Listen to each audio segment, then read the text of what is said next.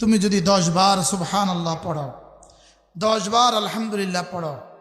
10 বার আল্লাহু আকবার পড়ো, এটা যদি 30 বার পড়ো, রাসূল বলেন হবে 150 বার, মিজানে উঠে যাবে 1500 বার, পুরস্কার দিবে দাখালাল জান্নাত, জান্নাতে চলে যাবা। সুবহানাল্লাহ সুবহানাল্লাহ সুবহানাল্লাহ সুবহানাল্লাহ সুবহানাল্লাহ সুবহানাল্লাহ সুবহানাল্লাহ সুবহানাল্লাহ সুবহানাল্লাহ সুবহানাল্লাহ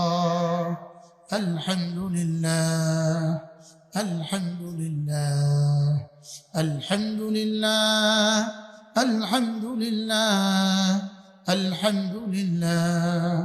আলহামদুলিল্লাহ আলহামদুলিল্লাহ আলহামদুলিল্লাহ আলহামদুলিল্লাহ আলহামদুলিল্লাহ আল্লাহু আকবার আল্লাহু আকবার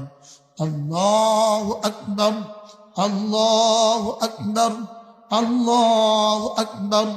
আল্লাহু আকবার আল্লাহু আকবার আল্লাহু আকবার আল্লাহু আকবার আল্লাহু আকবার লা ইলাহা ইল্লাল্লাহ লা ইলাহা ইল্লাল্লাহ লা ইলাহা ইল্লাল্লাহ। পড়ব তো সূরা ইখলাস ফালাক নাস কয়বার কয়বার কয়বার? ধ্যানের সাথে বিসমিল্লাহির রহমানির রহিম কুল হুয়াল্লাহু আহাদ